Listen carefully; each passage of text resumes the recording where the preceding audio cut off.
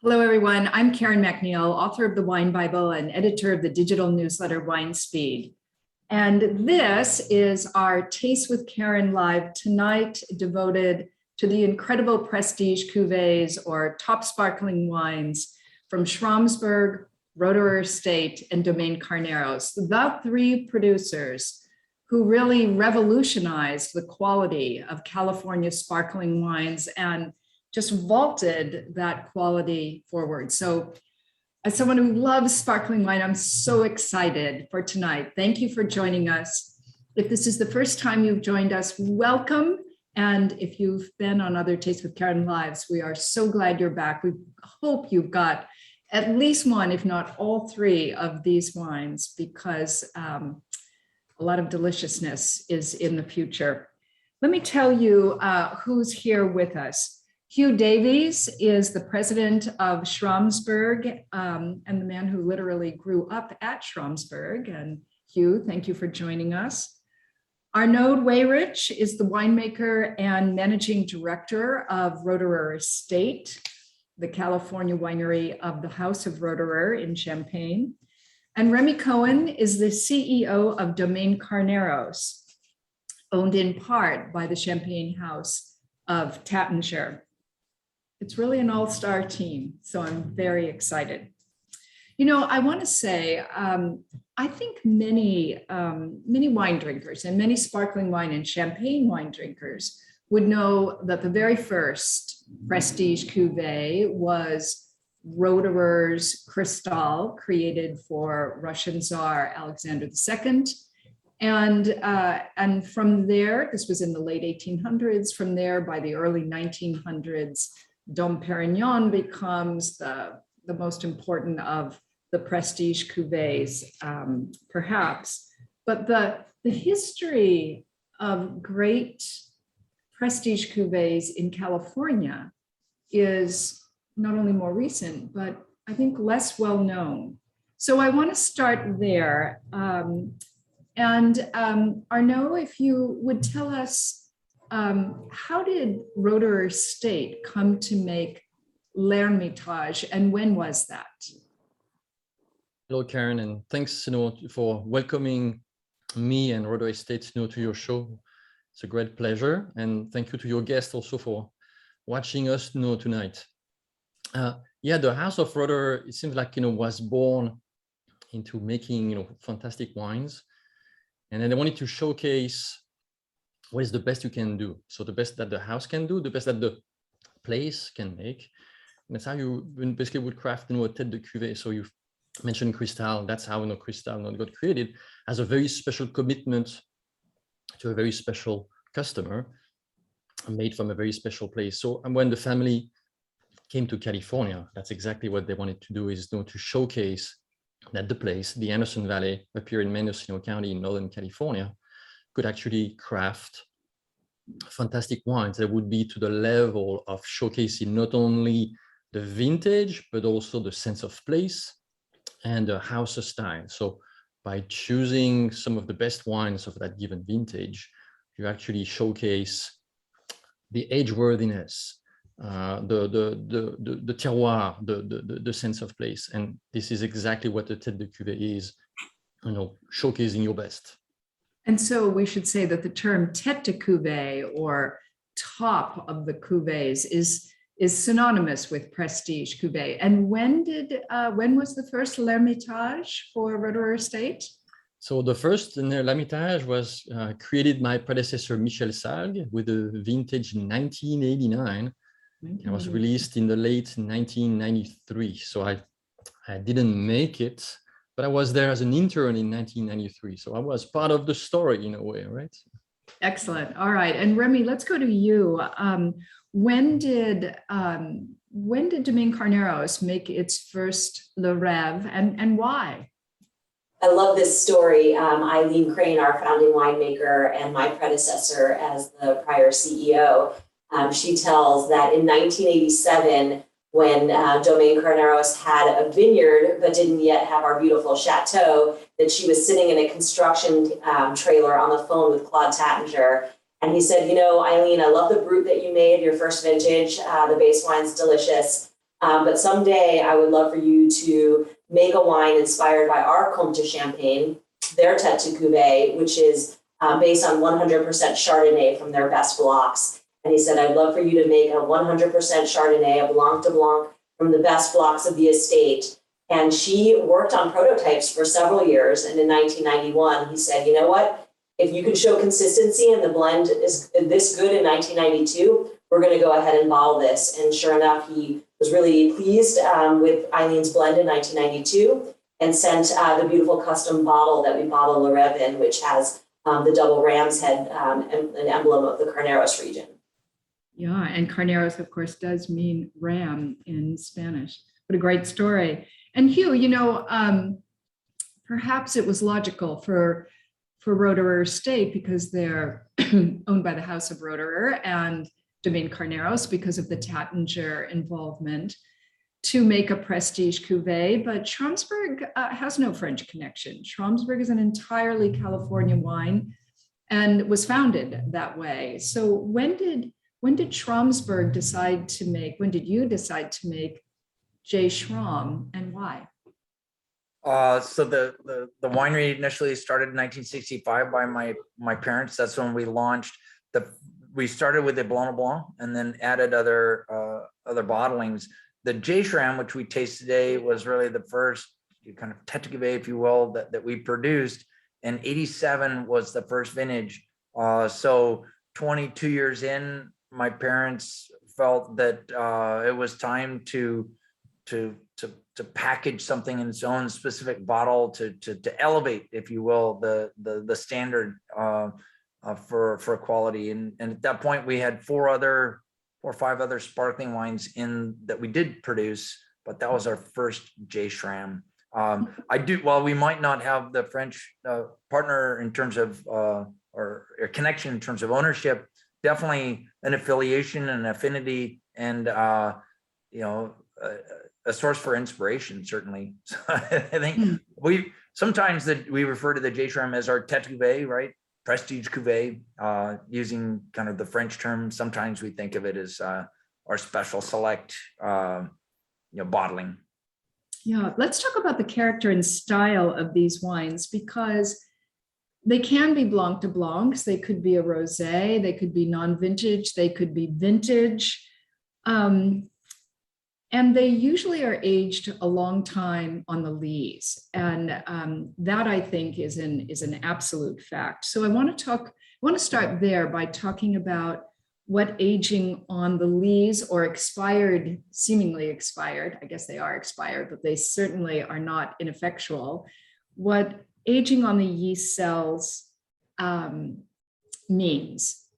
So I want to ask all three of you, like, what are you hoping to achieve by leaving the wine a long time on the yeast lees before it's disgorged? Like, what character, what flavor are you hoping to achieve? Remy, let me start with you.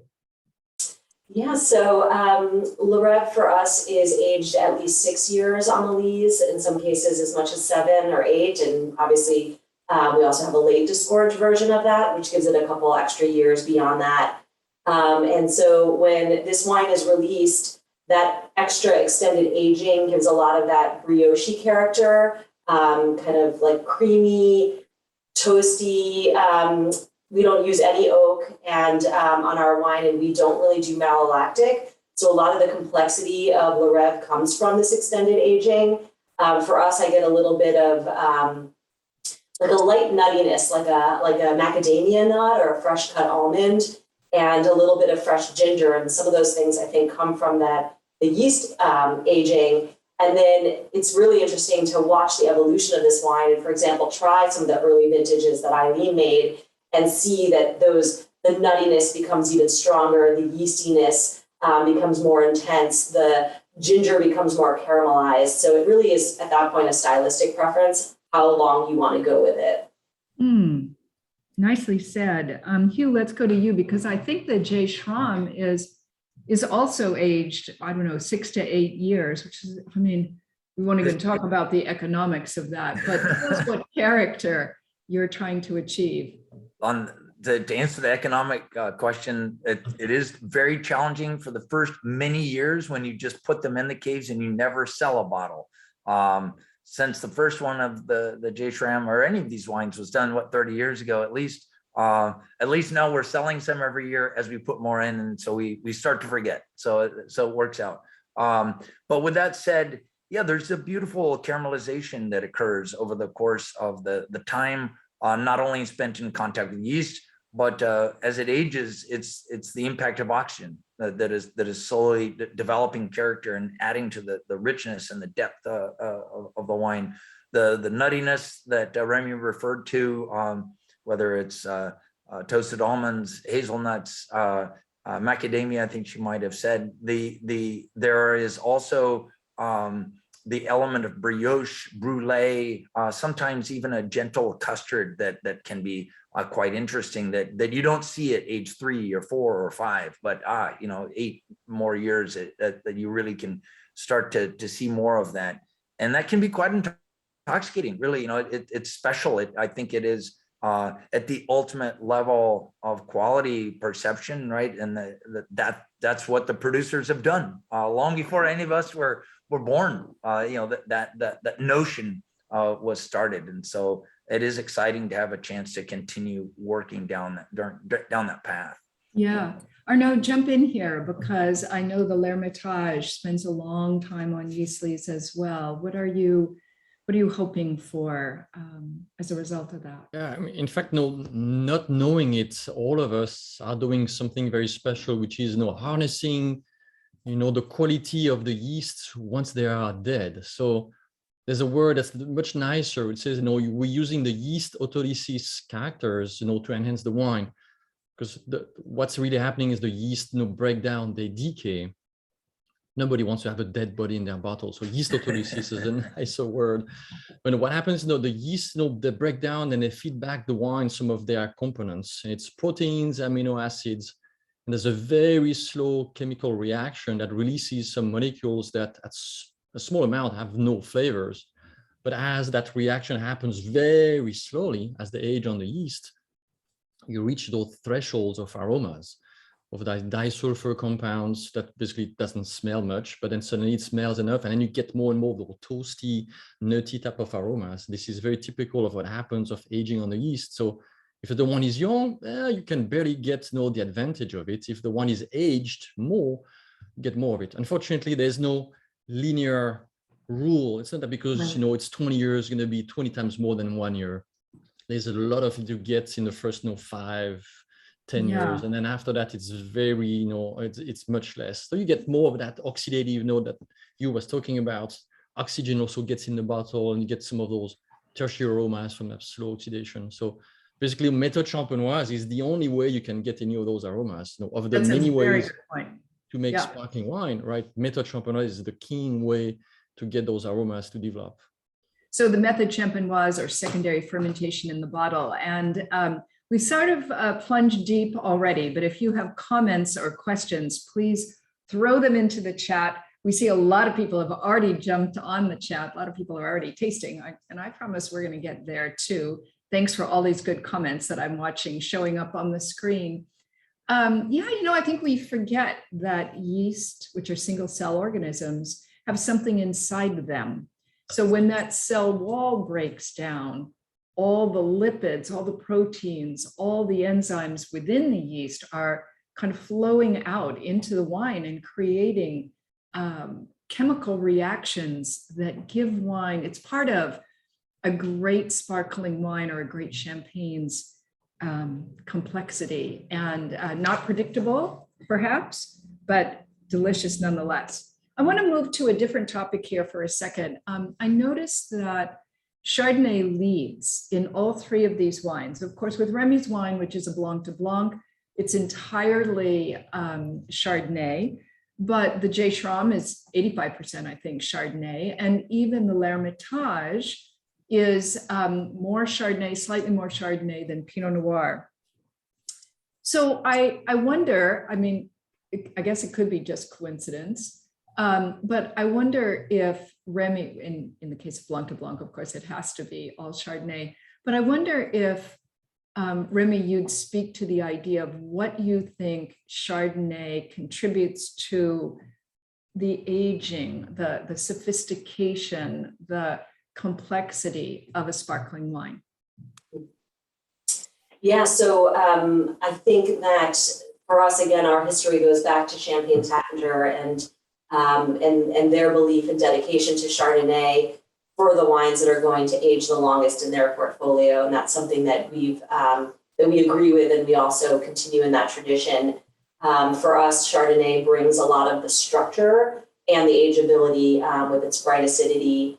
It might not have as much, voluptuous fruit the way like the Pinot Noir contributes to a blend, but it has, still has a really nice focused citrus, maybe a little bit of stone fruit like apple, pear, that kind of element, but it's not as voluptuous of fruit as Pinot Noir. But for us, it's the minerality, the focus, the acidity, the structure, and the ageability that makes us, choose Chardonnay to go the distance with this type of cuvee. Yeah, I'll circle back to Hugh on this question in a minute too, but first I want to also talk about the concept of reserve wines held back to be put into each of your prestige cuvées. And those could be wines, even though all three of these wines are vintage dated, you still have a 5% window there where you could add wines of former years. And then the liqueur de tirage in the dosage itself could be an older wine. And Arnaud, I wonder if you would speak to this concept, because I know that, some of those wines for you are oak-aged wines, right? Exactly, yeah. So if I had my virtual background, I would have shown my cask, behind me. So, and I made you take that down. I'm sorry. It's a private joke. So, but no, the story is that the style of the house of Roeder in France, but also in the here in California, is like we select and set aside a fraction of our best wine every year, and age in oak cask. Think of a very large barrel, so it's 1,500 to 1,800 gallons of wine, and we age them on average for 4 years. What the wine gets is not only keeps its style of that vintage, but it gets a bit of that oak extraction, the tannin extraction, the texture. It also gets some of that micro-oxygenation that happens by being in contact with a little bit of air through all those many years. And the wine gains a density. And it's very good to use a reserve wine that has density, character, even sometimes power on the oldest one. And then you use that as a blending tool to your current wine that are a little lighter, fruitier, younger. So you get something that is more complex. So using reserve wine basically enhances your house style by bringing the layers of complexity. But what do you mean by gaining density? Because a wine doesn't really gain body with time, does it? I mean, in cask, actually, you have oak. So some of those it's evaporation. Tannins, texture actually brings in some of that texture. So the tactile feeling of it, you can feel it through the tannins that you extract from the oak. It's a very small amount, but compared to the base sparkling wine that is very light, there's actually no tannins because you don't do any skin contact when you press them directly. So some of the tannins brought in by the cask actually helps to some of the texture, the tactile feeling. Okay, I know we're going through concepts pretty quickly here, but I want to ask Hugh one idea to explore one idea with me before we actually launch into the tasting. And then I'm hoping that all of you are going to just put up in the chat all kinds of good flavor descriptors, and not just flavors, but sort of general descriptors for how beautiful these wines are. But Hugh, I want to ask you about the idea, and then I'll open it back up to Remy and Arnaud as well, which is about finesse and elegance. Because, when I read anything about all three of these wines, those two words are used over and over again, finesse and elegance. But we all know, right, California is, in the 10th year of a drought. Some of these years have been really warm. How do you move in a direction of finesse and elegance when it seems like the whole world of climate is moving against you? Fair question. You know, the long-term future is a bit uncertain, right? I'd be lying if I spoke differently. I remain optimistic that we will manage, right? And to some degree, we don't have a choice. That's what we're going to do. One great advantage I feel that we have, the collective we are making sparkling wine, particularly along the coast here of California, the north coast of California, is that we have a very cold body of water, the Pacific Ocean, that ultimately allows us to do this. That the ocean is so deep, the water is so dark at the bottom of the ocean that it is cold. It remains cold. While it may be getting a little bit warmer on land and further inland, the ocean not changing so much. And so I have some confidence, you know, as deep as that ocean is, that, you know, it's probably gonna be cold. It's pretty darn dark down there. And so I remain optimistic that we will continue to thrive in our effort of making these delicious sparkling wines. The cold ocean water gives us a maritime air that brings fog in, that cools every night very dramatically, even on those warmest days, and allows us to retain really high levels of acidity in the fruit that we're working with. And I don't see that changing anytime soon.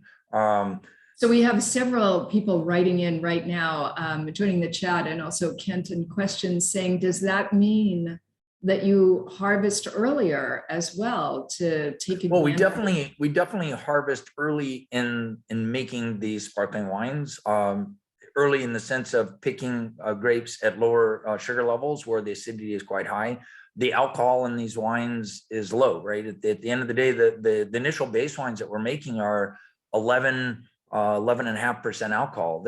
That's lower than we generally drink, right, with Chardonnay or Pinot Noir. And with that is accompanying a very high level of acidity, but accented even more so by virtue of being that close to the coast. I don't see us harvesting earlier than we once did. Interestingly, for us with the Schransberg program, where we started was more inland in Napa Valley, a region that has now become better known for Cabernet Sauvignon than anything else, a varietal that is harvested very late in the season with much higher ripeness and higher levels of sugar. As we've evolved and gotten better at this, been frankly aided by some others that have endeavored to go down the same path, we found that these cooler pockets closer to the ocean, and it's not that much further, you know, it's a half-hour drive is a long way, as you know, it can work in a different way. And so it's been exciting to kind of engage with this for all these years. And I do believe, and we continue to see very elevated levels of acidity in our fruit. This year wasn't particularly early, 21. We started about August 10, I think was the first day. There have been years, 2015, if I remember correctly, we started in late July. So that can happen. And then there was a year like 2011 where we started in September with the very first pick, even at those really low levels of sugar. Yeah, and one thing we should add to, if you're tasting along with us, which I hope you are, or we'll go out this weekend and get these wines, is that, you know, not to do a comparison here, but California's coastal influences make it already, just right off the bat, very different than Champagne, which of course is not a coastal region, cold region as well, but not a coastal region. Let's dive into a tasting here because, you know, as I sometimes say, enough delayed gratification, right? Time to taste. So if you're tasting along with us, let's taste the Le Rêve first from Domaine Carneros. And as each of you talk about this wine, I'd like you to maybe address, if you can, the issue of complexity, because if we had any of your wines just with all of your other wines, hopefully each of these would demonstrate just that special extra element of complexity. So Remy, tell us about this Le Rêve and kind of how you know it's complex. What is telling you about in this wine that this is a complex wine? Well, when when I smell Le Rêve, there's so many different flavors that jump out of the glass at me. I get some of the California citrus notes, which we've described even as like a yuzu or somewhere between lemon and lime. But a lot of also like citrus blossom. So moving into the floral notes with a citrus blossom to kind of like a honeysuckle type character. So you've got now the fruit notes, these floral notes. Then we were talking a little bit about aging on the yeast, and I get a lot of that brioche character. It's really kind of like a creme fraiche or a shortbread right now, but that'll become like more toasty and yeasty as it ages. I get a little bit of that fresh ginger that we were mentioning earlier.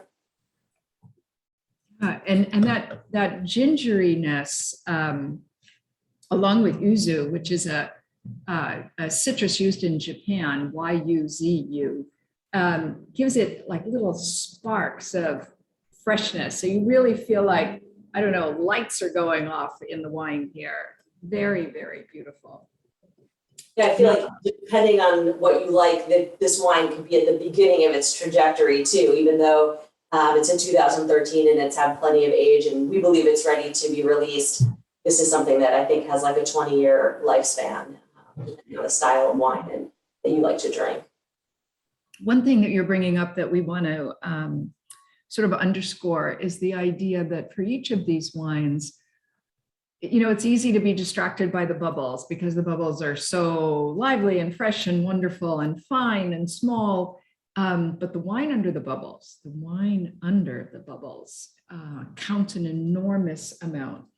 And so I find myself really holding these wines on my palate as long as I can and still be on camera to really sense that wine. And, let me hold up that bottle of Le Rêve so that everyone can see the label.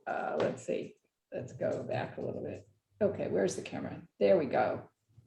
You see the very beautiful bottle of Le Rêve here. And Le Rêve means the dream, dream. Which is an homage to Claude Tattinger's dream of having a sparkling wine house here. Beautiful wine. All right, we're going to go next to the L'Hermitage, and I'm going to hold up this bottle. Let's see if I can get it to the camera just right. There you see it. Arnaud, is this named after the Hermitage Museum in St. Petersburg in Russia? That's very true. This is the little link to history of when the family studied the Rodot Estate winery here in California. They wanted to make a link to the heritage of Russia, what Russia has made the family wealthy in the 19th century. So when they created, they decided to create the Tête de Cuvée L'Hermitage. They wanted to remind, the guests that there was that very strong heritage. L'Hermitage is the name of the museum in St. Petersburg, but it used to be the palace of the Tsar, in Russia, and it was very much modeled, like the Chateau de Versailles in France. Russians were extremely Francophile back then. And so there was that very strong link, with it. So there was something, very that I like very much what you said earlier about elegance. Elegance is definitely not a tasting note item that you can actually describe. This is very difficult to describe for us, and actually we're looking for it because it is something where elegance is a little bit of everything without being anything in particular which would be too strong, too intense, too overwhelming. So elegance is not overwhelming. It is a nicely wrapped part of everything. So it's the seamless feeling of the wine. Something that is maybe not eye-catching, but as you discover it, it becomes better and better. I think I'm always thinking of Grace Kelly, a little bit as the model of elegance or something like that. That I would describe it. So a wine that is elegant, has a nice entry. It's a little bit like the L'Hermitage, 2015. It has that little bit of licorice, nutmeg type of character. There's obviously that Chardonnay feel to it that brings a little bit of that pear, a little bit of lemon, feeling, and actually a lot of the juiciness at the finish, is a little bit of that, Chardonnay lemon character that's very typical of the Anderson Valley. And this is nearly 48% of Pinot Noir, and Pinot Noir is a little bit the backbone of the wine. It is sometimes very austere, but that's always what the great vintage in the Anderson Valley are always great vintages, because the Pinot does very well. You bring texture, the backbone, sometimes the austerity, but it also brings the wine to be extremely age-worthy, usually on a pretty high acidity, so low pH, makes the wine to last for forever. In this case, it's a fairly low dosage, so it's not very sweet, but there's a roundness to it. And we're talking about the quality of the aging on the yeast, that tactile feel. This is that creaminess. That's not only the wine, the base wine, but there's also that yeast extraction. It brings a tactile roundness to it. It feels nearly like sweetness, but it's not sweetness. It's round. This is the part of the yeast extraction, magic happening in the glass. I love this idea of a little bit of everything without being anything, and feeling like Grace Kelly just walked into the room, a kind of aura, a sensibility in a sense. So beautifully said. And you can see how what all three of you talked about earlier, the idea of richness and depth that comes from long aging on the lees, it in a way is what carries the wine, even though these wines are austere and very dry, all three of them, and yet they present themselves with a certain voluptuousness or richness anyway, along with that beautiful, sleek elegance. It's really a head trip, right? Great sparkling wine is a head trip. Your mind is taken in a million different directions at once, and some of those are kind of opposite, something sleek and yet something like whipped cream around it. It's I don't know, somebody has to lay awake at night thinking of words, and that's what I try and do. Probably not better than Arnaud just said it, though. Beautiful wine. Let's go to the J. Schramm. I'm going to hold this wine up. Hugh, this is your J. Schramm. 2012. The L'Hermitage, by the way, was a 2015. All of these wines are, do we see the J. Schramm there? Is the signature of, or is it the signature actually of Jacob Schramm? So that is the signature lifted from an old document of Jacob Schramm. So the winery Schramsberg is Schramsberg. That was the name of the property that my parents found kind of abandoned, but an old winery that had this cool history going back to the 1800s. And so they liked the name of that property, which they found. They had this idea of doing the sparkling wine before they found the property. And then they were led to the property where the caves and where you've been. So they kept the name Schramsberg to be the name of the wine that they would make. And then at some point later, as I said, Tony, 2 years later, it felt appropriate to use that J. Schramm signature on the tete cuvee. And Schramsberg, the word Berg or Berg in German means, of course, hill. And Schramsberg was one of the first wineries on a hillside, right? The first hillside vineyards in Napa Valley, perhaps in California. 1862 is a long time ago. None of us can go back exactly and check it out. But yeah, Charles Krug was going in 1861, and then Schramm in 1862. History tells us that the two of them were with Augustin Harazi in Sonoma at Buena Vista in the late 1850s. And that's said to be the first winery in the state of California. Yeah. So you have this very not well explained enough, I think, history of Northern California that is largely the history of Germans and Hungarians before it becomes the history of Italians and later the French. But we digress there. Hugh, talk to us about attempting to achieve, or in fact, achieving complexity in this J. Schramm. It's definitely, it's a matter of time. We've talked a little bit about that. I think with each of us, it may not be clear to the listeners. Our first effort each year is to make a range of base wines, really a sea of base wines. In our case, we'll make over 300 individual lots that are probably as low as 9.5% alcohol and as high as 13.5% alcohol. And some are fermented in barrels, some are fermented in tanks. At this stage, we have well over 300 lots that we'll make each vintage. And then as we go to do the J. Schramm, which we do at the very beginning of the blending season, maybe it's 20 of those 300 that we decide to use. And it's fun, right? That moment when you've kind of, you've peeled off the layers, you've shed off, through all these different lots, and you reveal, okay, these are the bones that we're going to work with. It's pretty fun. So then we craft, in our case, with stainless steel tank lots first. The tank lots give us the backbone. This wine has a great crisp entry, really long lingering finish that comes from the Chardonnay tanks, and some of them relatively low in terms of their alcohol, very high in terms of their acidity. And then we layer in with some of the barrel lots that we do, a little touch of Pinot Noir as well, to give just a little more flesh and body, also perhaps a little more richness and depth to the aroma and the flavor. But that's a long way from the finish line, right? Because then we put that blend together, we bottle, this would have been bottled in April of 2013, and then fermented, become a sparkling wine by, say, May of 2013. Now it's a sparkling wine. And then we just leave those bottles for 8 years in contact with the yeast to go through that maturing process. And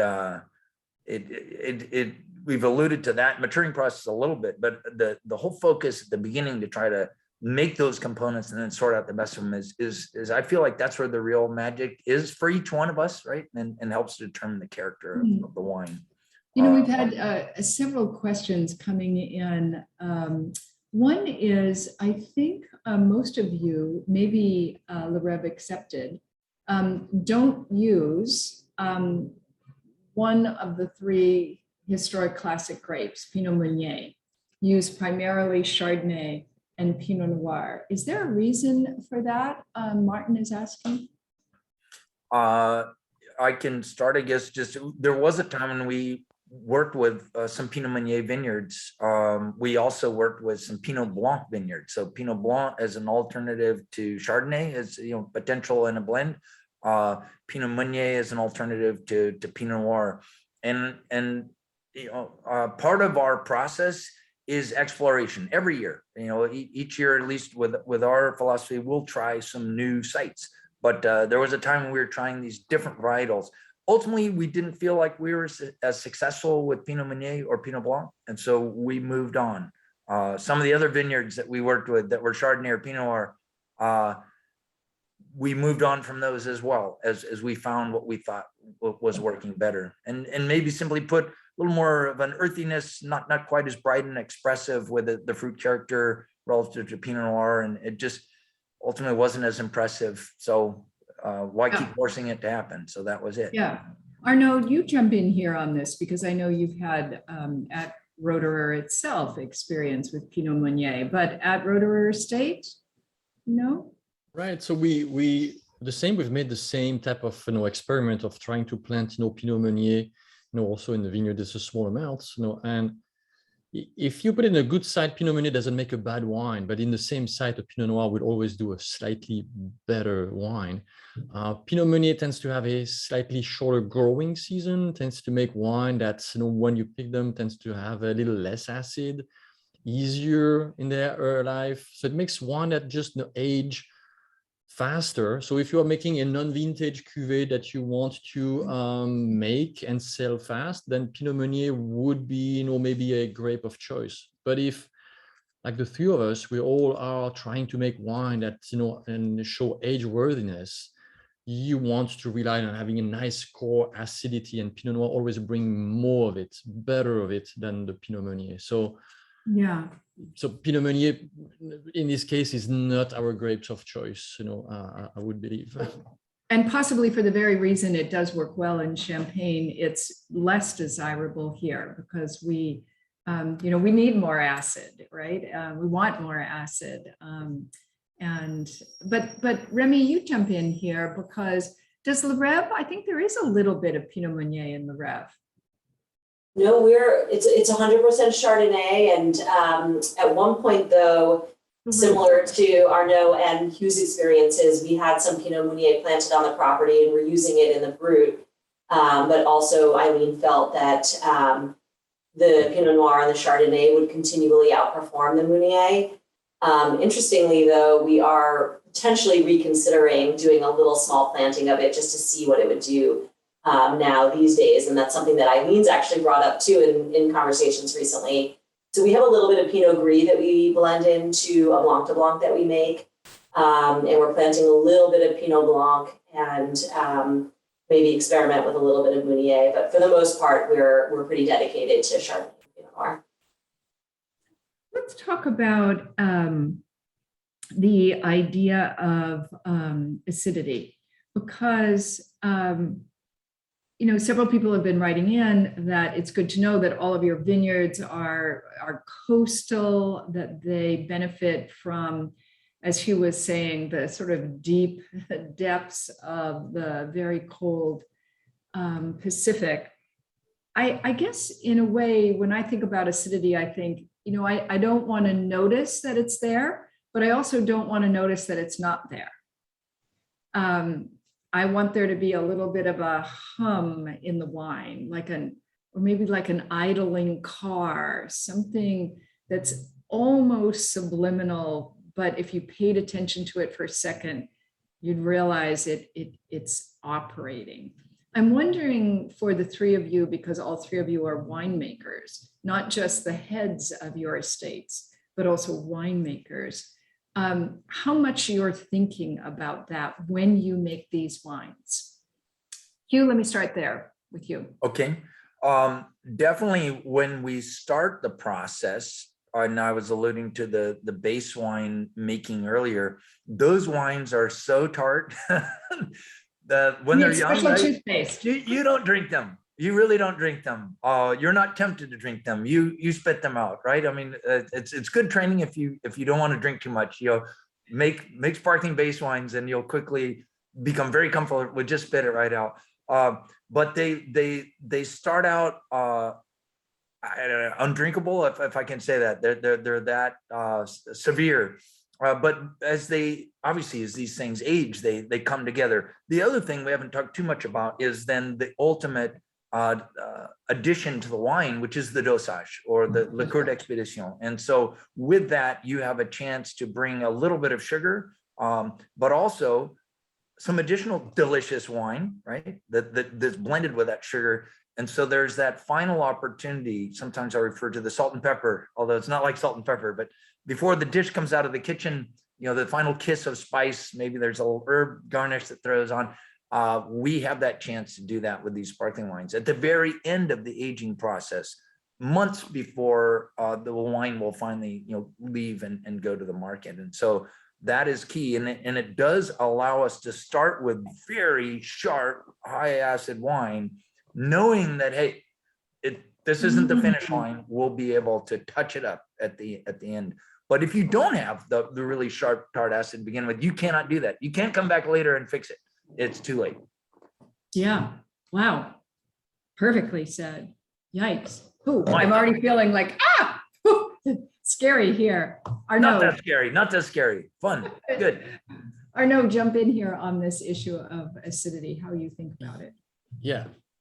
Before harvest starts, when you do all of your grape sampling in the vineyard, before you actually decide when to pick the grapes, you're looking at two things: acidity and acidity, right? So there's a little bit of California has plenty of sunshine, so sunshine is never the limiting factor. And as you says, the limiting factor is when to pick the grapes so that you have that acid core that stays there. Because once you've passed the curve, then it's too late, and the wine becomes just too rich, too winey, not sparkling anymore, and too much wine. So the really looking at your acid level in the grapes is when you're actually going to decide to pick.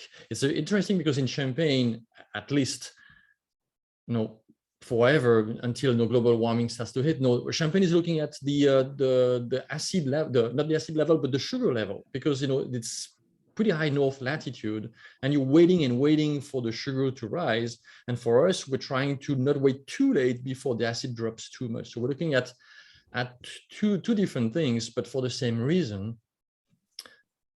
In Champagne, to get the richness of having more maturity, and for us to keep the acidity to not go into too much richness, which is kind of like the two faces of the same coin. Yeah, Arnaud, James is asking if you feel like people actually, that in America, there is a trend toward people really appreciating and looking for and liking acidity more than in the past.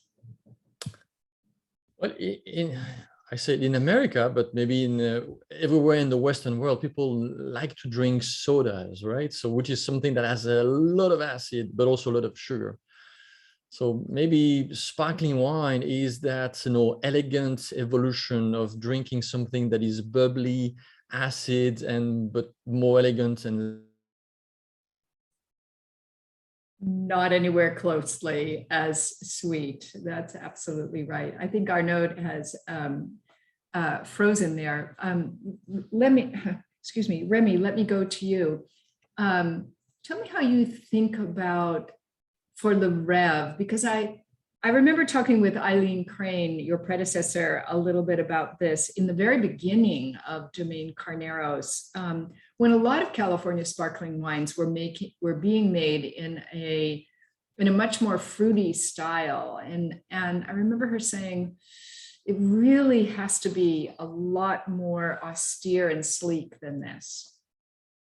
Yeah, I think it's interesting, and it goes back to what you were saying about trends in consumer tastes. And I think it's really fun that the young wine people in the wine trade, especially young somms, will identify as acid freaks, that they're appreciating the mineral-driven, high-acid style of wine, and that fits so well with also their enthusiasm for sparkling wine. And Eileen and our sparkling winemaker now, Zach Miller, like Arnaud said, they're so focused on the acid when they are choosing their pick dates. That's the most important factor, is to have that preservation of acidity, the freshness in the wine. Everything that they do in terms of scheduling the harvest is related to that.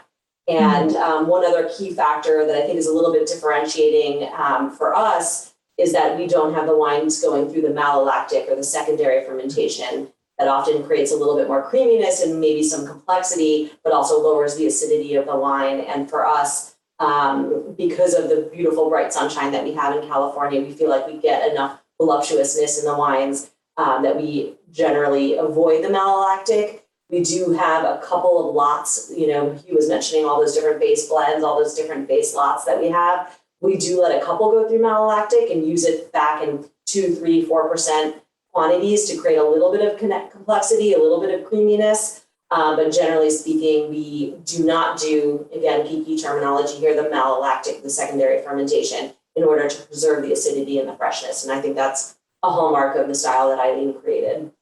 Yeah, malolactic fermentation being the conversion of malic, really tart acidity, to malic acid, a more creamy rendition of acidity.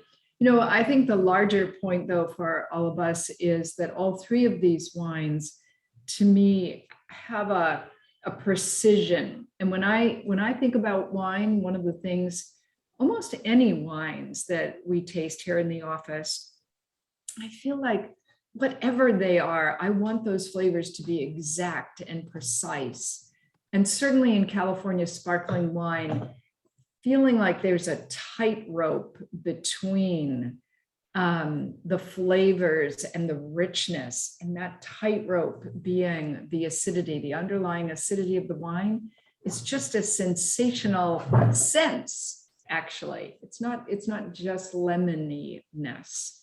It's the, I don't know, it's part of the architecture, I guess, of the wine.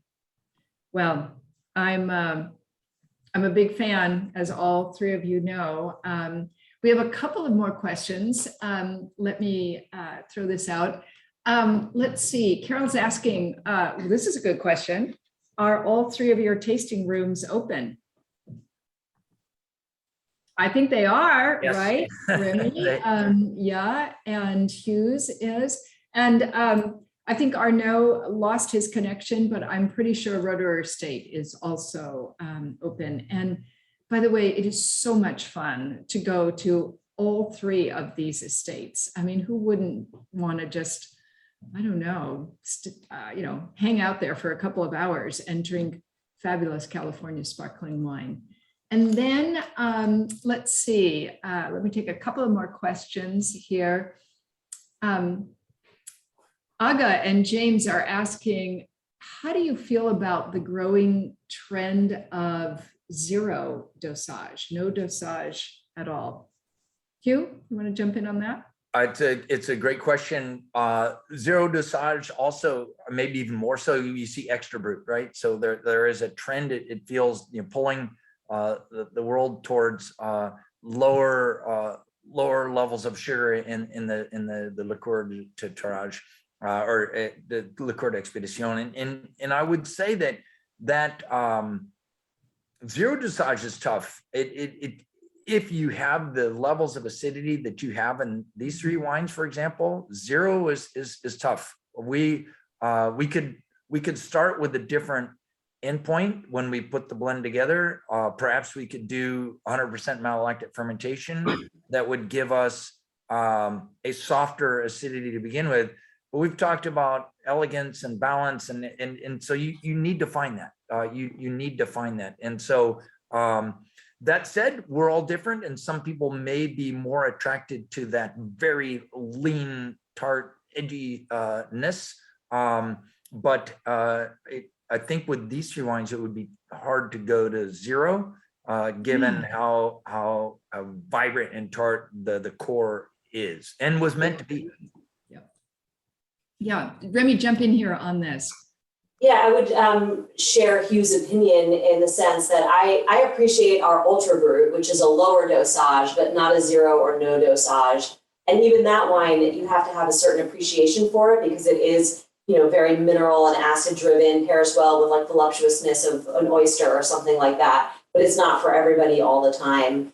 And I often liken the sweetness that is from the dosage with seasoning your food with a little bit of salt, and just a touch of salt, really opens up the flavors of the food that you're experiencing. Obviously, not enough salt can make the food taste really bland, and too much salt can actually ruin it. So we have to be really careful in terms of our dosage levels. But I do think that a little bit of sweetness opens up the flavors, the complexity, and makes it just such more of like an enjoyable experience, and pair with a more wide array of food and cuisine.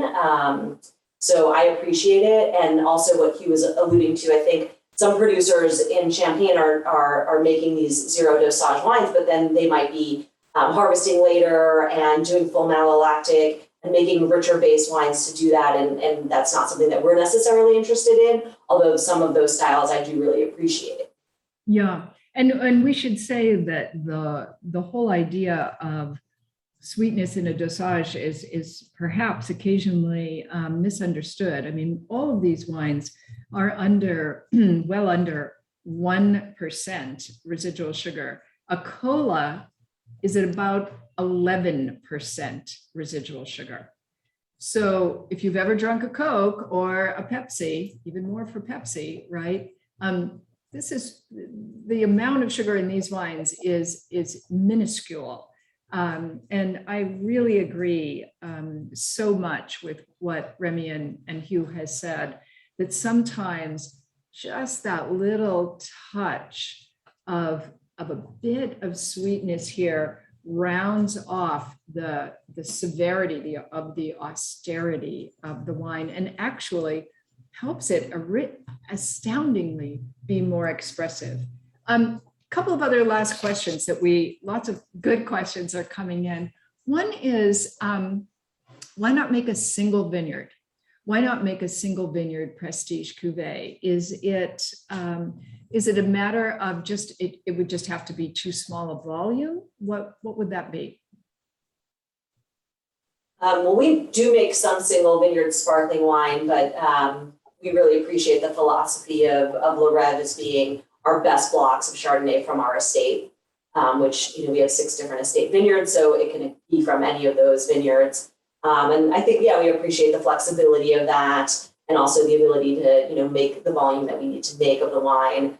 But we do have fun playing around with a little bit of a single vineyard sparkling that we do a seasonal release, really small production, and we just choose one of the more intriguing lots of the year and make our single vineyard offering.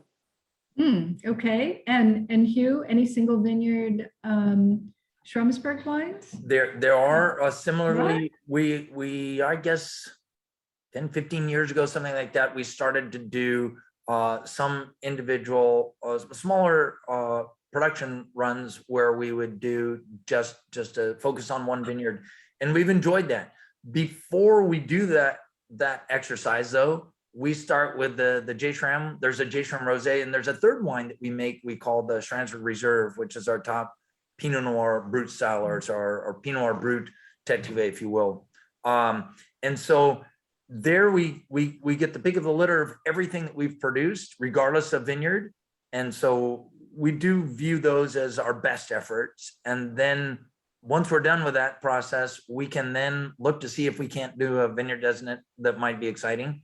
And so, but 50 years from now, I have no idea. Maybe the world will be more attractive to one of those efforts, and then we'll do it every year. Krug has the Manil Roger, for example.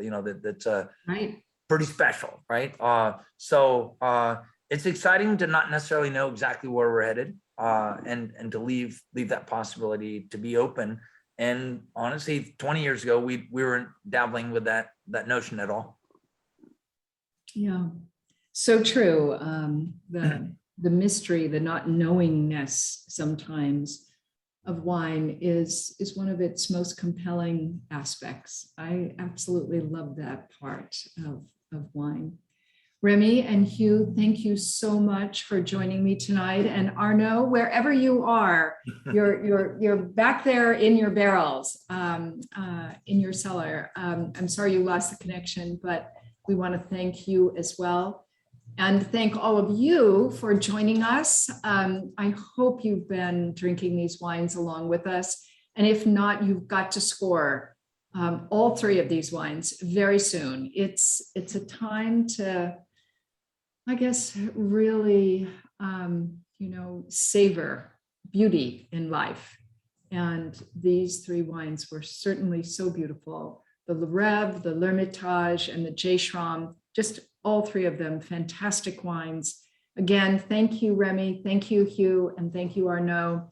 That's it for me tonight. I'm Karen MacNeil, author of the Wine Bible and editor of the digital newsletter Wine Speed. Thanks for joining us. Cheers. Thank you. Happy holidays.